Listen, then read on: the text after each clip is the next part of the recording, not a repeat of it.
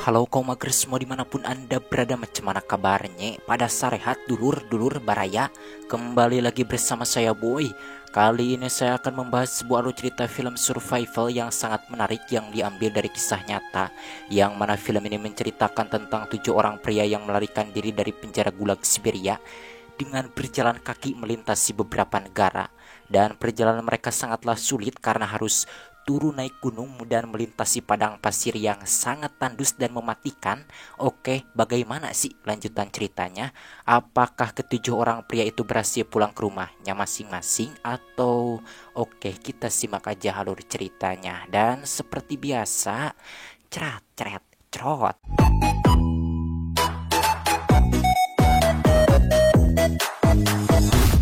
Cerita berlatar belakang pada tahun 1940 saat Perang Dunia Kedua di Polandia. Dan di sini kita akan diperlihatkan dengan seorang perwira muda Angkatan Darat Polandia bernama Janus yang ditangkap oleh pihak Uni Soviet atas tuduhan bahwa Janus sudah membenci mereka yang kala itu menduduki Polandia. Untuk memenjarakan Janus, mereka pun dengan kejamnya membuat pernyataan palsu melalui istri Janus sendiri yang sudah disiksa habis-habisan oleh mereka. Kemudian saat itu Janus pun dikirim ke penjara gulag Siberia untuk dikerjakan paksa selama 20 tahun.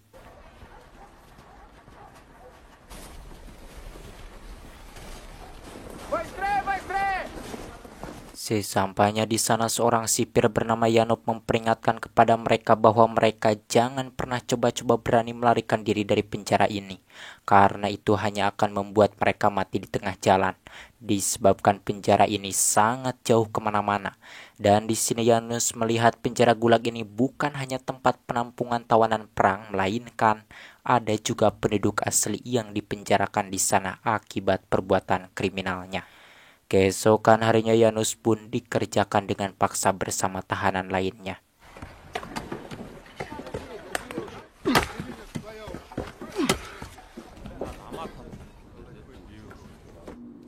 You're for the mines.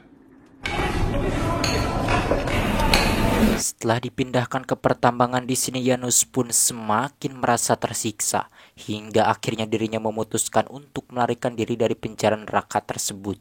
Dan saat itu seorang temannya yang merupakan orang Amerika bernama Smith mengatakan bahwa dirinya juga mau ikut kabur bersama Janus. I'm with you. Sesudah lama menunggu, akhirnya mereka mendapatkan kesempatan yang bagus. Dan tanpa buang-buang waktu, saat itu juga Janus dan Smith pun langsung kabur diikuti 5 orang temannya. Dalam perjalanan mereka pun berhenti karena badai salju semakin tebal. Untuk tetap bisa melanjutkan perjalanan, lantas Janus pun membuatkan topeng dari kulit kayu menggunakan pisau legend Cibatu milik Valka.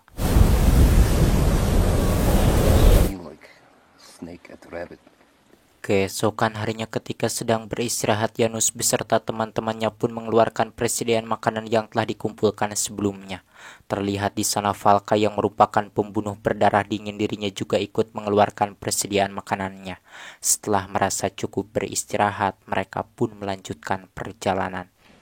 You've made a bargain with the devil.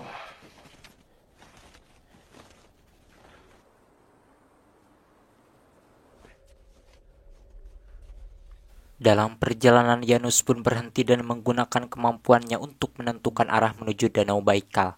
Saat kembali melanjutkan perjalanan, Valka memuji kemampuan yang dimiliki Janus, sehingga dirinya berjanji akan menjadi pengawal Janus selama dalam perjalanan. You have me and you have the wolf.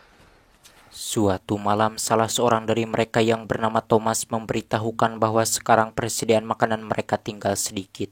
Mendengar itu, Valka pun mengajak mereka pergi ke desa untuk mencuri makanan. Namun dengan tegas Janus melarang karena itu sangat berbahaya bagi keselamatan mereka. Di mana malam itu saat mereka habis mencari kayu, di sini mereka baru sadar ternyata Kazik tidak ada bersama mereka. Menyadari itu, mereka pun pergi mencari Kazik. Sementara Kazik, orang yang dicarinya, dirinya tersesat karena matanya rabun, tidak bisa melihat di malam hari.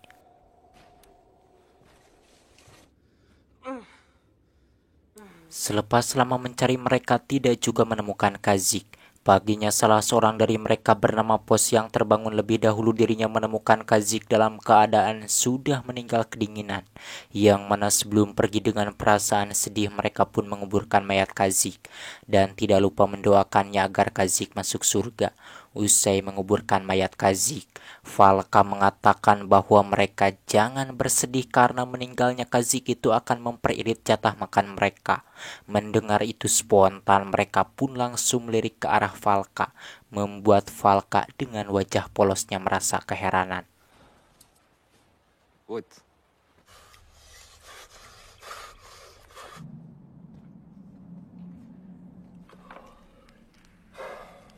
Eta beberapa bulan kemudian, mereka yang kala itu kehabisan persediaan makanan terpaksa mengusir serigala yang sedang memakan hewan hasil buruannya.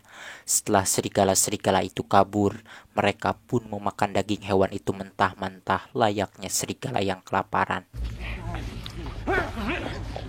Karena sudah lama berjalan namun tidak juga menemukan Danau Baikal, akhirnya Janus pun memutuskan pergi sendirian untuk mencari danau itu.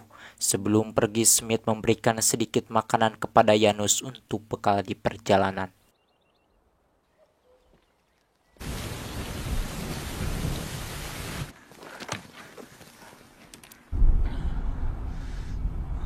Setelah beberapa hari berjalan, akhirnya Janus berhasil menemukan Danau Baikal.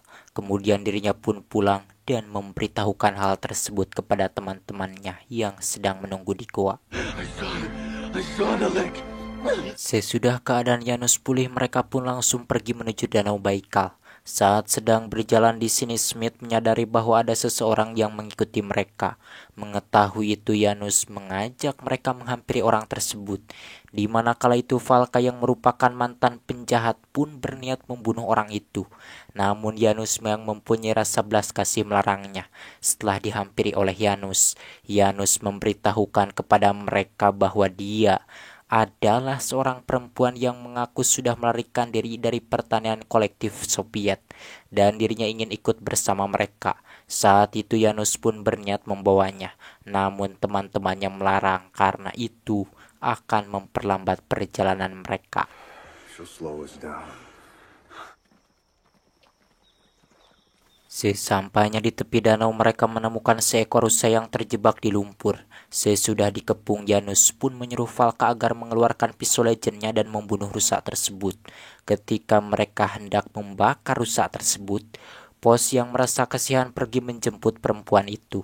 Tak lama Pos pun kembali sambil membawa perempuan itu yang bernama Irena. Kemudian Irena pun ikut makan daging rusa tersebut bersama mereka dengan sangat was-was, membuat Smith yang melihatnya sedikit jijik.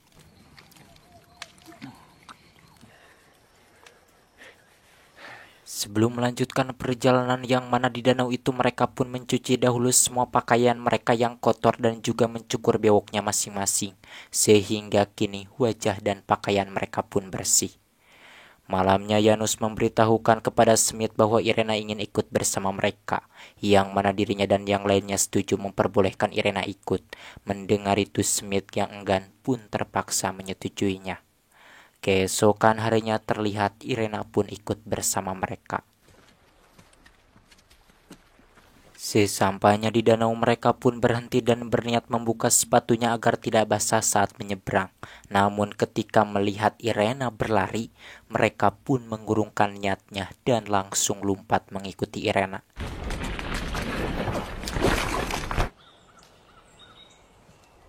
Ketika sedang berjalan di hutan, Irena memberitahukan kepada Smith bahwa dulu dirinya dan orang tuanya tinggal di sebuah peternakan di Warsawa yang berada di bawah kekuasaan Soviet.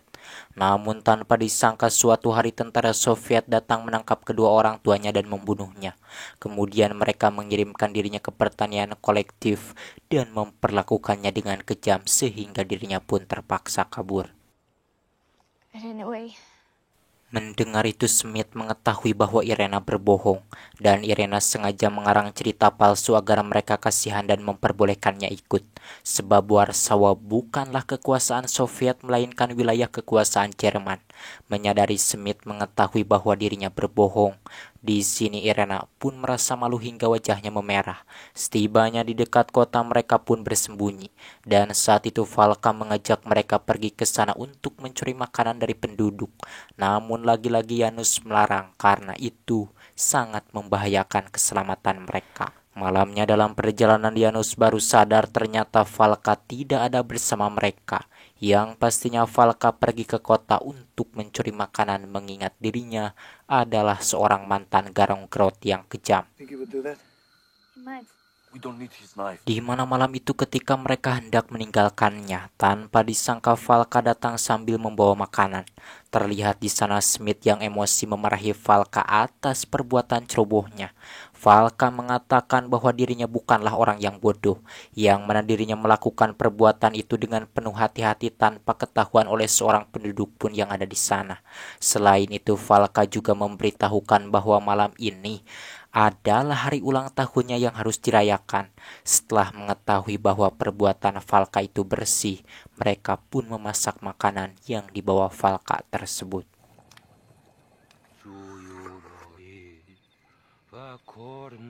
Sambil si Duru di sana, Irena menceritakan kisah hidup yang sebenarnya kepada mereka, yang mana dirinya ini adalah keluarga komunis Polandia yang tinggal di Uni Soviet.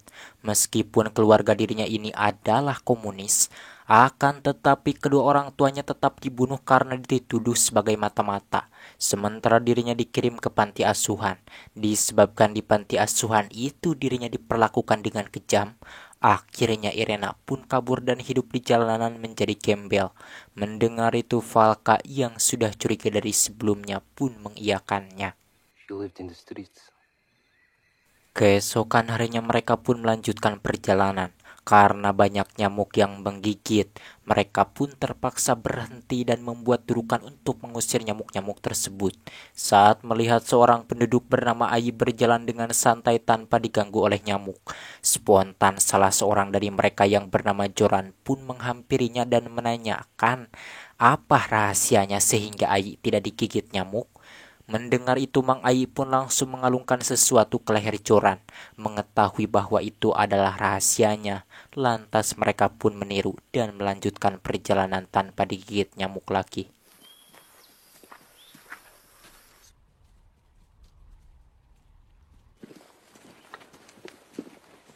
Ketika sedang beristirahat, terlihat di sana Irena mengobati kakinya Smith yang terluka. Dan saat itu mereka sengaja tidak langsung melanjutkan perjalanan karena jalan yang akan dilewatinya dijaga oleh tentara Soviet. Sedangkan selain jalan itu tidak ada jalan lain yang bisa mereka tempuh. Dan akhirnya mereka pun terpaksa menunggu sampai malam hari, sebab pada malam hari tentara Soviet tidak berjaga. He's right. We wait till tonight. Untuk menghangatkan suasana di sana, Joran mengatakan kepada Valka, mengapa Valka memasang tato Stalin itu di dadanya? Seharusnya dipasang di pantatnya saja agar Valka bisa mendudukinya setiap kali dirinya beol. Mendengar itu, Valka yang merupakan penggemar berat Stalin pun marah dan berniat menghajar Joran. Namun beruntungnya mereka keburu menghentikannya. Don't you know what Stalin means? Funny man. Setelah melanjutkan perjalanan, akhirnya mereka sampai di perbatasan yang tidak dijaga antara Soviet dan Mongolia. Yang mana di sini Valka yang tidak mengetahui apa yang akan dilakukannya di tempat lain pun, dirinya memutuskan untuk tinggal di sana. Melihat itu Janus pun tidak bisa melarang. Sebelum pergi, Valka pun mengucapkan terima kasih kepada Janus karena Janus sudah memperbolehkan dirinya ikut dalam pelarian tersebut. Goodbye, Janus. Think we'll get there by tonight? I think so. Mereka yang kala itu melanjutkan perjalanan. Setibanya di Mongolia, mereka melihat ada gambar Stalin di sana. Melihat itu Janus menyadari bahwa Mongolia juga ada di bawah kekuasaan Soviet. Sebelum mengetahui kemana tujuan mereka selanjutnya, di sana mereka menemukan sebuah kuil Buddha yang sudah hancur. Sesudah memikirkannya dengan matang, akhirnya Janus pun memutuskan untuk berlindung di India.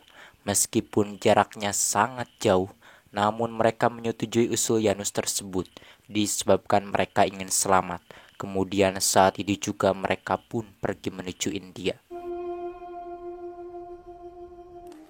Come on, wake up. We'll get to that. Now, add the oil. All right. Everybody keep. Dalam perjalanan mereka bertemu dengan penduduk setempat. Namun beruntungnya penduduk itu tidak menangkap mereka, di mana hal itu membuat mereka merasa lega. Setelah kembali berjalan, mereka bertemu dengan seorang anak kecil yang memberikan minumannya kepada mereka. Tentunya kenyataan itu membuat mereka merasa bahagia dan kembali melanjutkan perjalanan. Are we going to eat that? To the this? Selepas jauh berjalan, terlihat di sana keadaan mereka pun lemas karena tidak menemukan air. Namun beruntungnya dalam keadaan semacam itu Janus melihat bahwa di depan mereka ada air. Melihat itu lantas mereka pun pergi menghampirinya.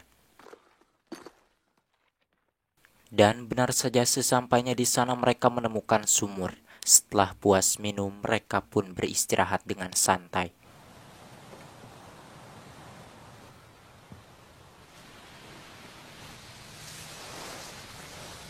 Malamnya Janus mengatakan kepada mereka bahwa esok hari mereka harus kembali melanjutkan perjalanan. Sebab jika lama-lama tinggal di sana ditakutkannya mereka keburu lemah, dikarenakan persediaan makanan mereka sudah sangat tipis. Keesokan harinya dengan membawa persediaan air yang cukup, mereka pun kembali melanjutkan perjalanan.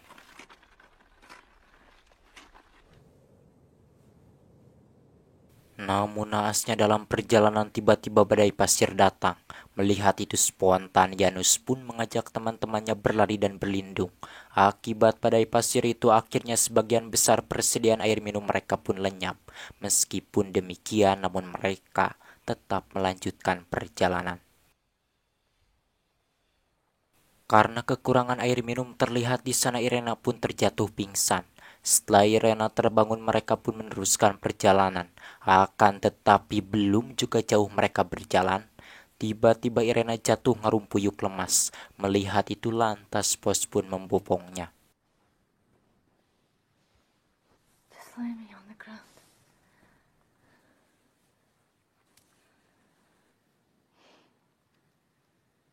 Ketika sedang beristirahat, Irena yang kala itu sudah sangat lemah pun akhirnya meninggal. Di mana kenyataan itu membuat Mbah Semit yang sudah menyayangi Irena merasa sangat sedih. Sesudah menguburkan mayat Irena, mereka pun melanjutkan perjalanan.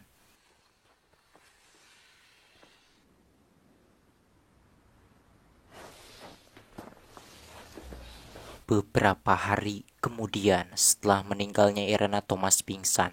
Di mana malam itu Thomas yang sudah tidak kuat lagi menahan luka yang ada di kakinya akhirnya dirinya meninggal. Keesokan harinya usai menguburkan mayat Thomas, mereka pun meneruskan perjalanan. We have to get to those hills. Tatkala sedang beristirahat di sana, Janus menyuruh Joran dan Pos agar pergi berjalan lebih dulu ke bukit untuk mencari air.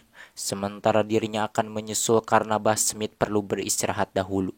Malamnya Janus yang menyusul pun sampai ke tempat Pos dan Joran beristirahat. Kemudian di sana Janus menanyakan kepada Pos apakah mereka menemukan air. Pos menjawab tidak. Mendengar itu Janus pun merasa sangat sedih. You found water. Keesokan harinya Joran yang bangun terlebih dahulu dirinya menemukan seekor ular. Melihat itu Joran pun mengikuti kemana ular itu pergi.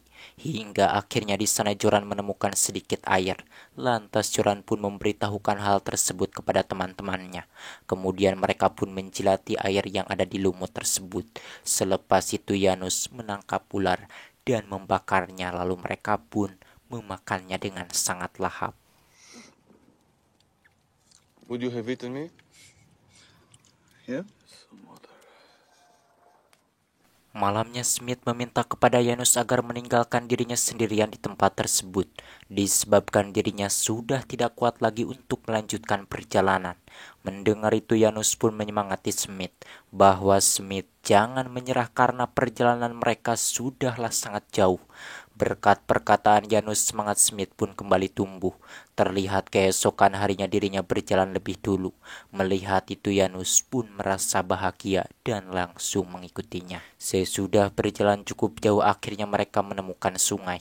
Lalu mereka pun mandi dan minum sepuasnya. Setelah merasa puas minum mereka pun kembali melanjutkan perjalanan. Hingga akhirnya mereka sampai di Cina. Kemudian mereka pun pergi menuju India.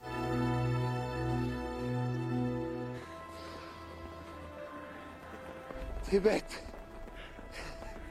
Sesampainya di Tibet yang mana saat mereka sedang beristirahat mereka bertemu dengan seorang biksu bernama Kuan Yin. Kemudian Kuan Yin pun membawa mereka ke biara Buddha dan menjamunya dengan makanan yang mereka punya. You wait until spring. Well, then we'll give in to exhaustion. Malamnya saat hendak tidur, Smith mengatakan kepada mereka bahwa Kuan Yin akan mengantarkan dirinya ke Lhasa. Disebabkan di sana sedang ada sebuah misi militer Amerika Serikat yang dapat dimintai bantuan untuk mengantarkan dirinya pulang ke rumahnya. Kemudian di sana Joran mengungkapkan bahwa usaha mereka melarikan diri dari penjara gulag kini sudah berhasil. Pos menjawab bahwa tidak semua dari mereka berhasil karena ada beberapa orang dari mereka yang meninggal. All of us. No, not all of us. To get Tomas' pictures to the newspaper. Or get Cannot go back. They'll shoot you, Janusz. Keesokan harinya Janus, Joran, dan Pos melanjutkan perjalanan menuju India.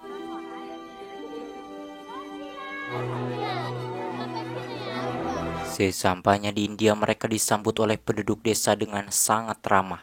Bahkan saat itu pemerintah India membantu Joran dan Pos pulang ke rumahnya masing-masing. Sementara Janus dirinya terus berkeliling dunia.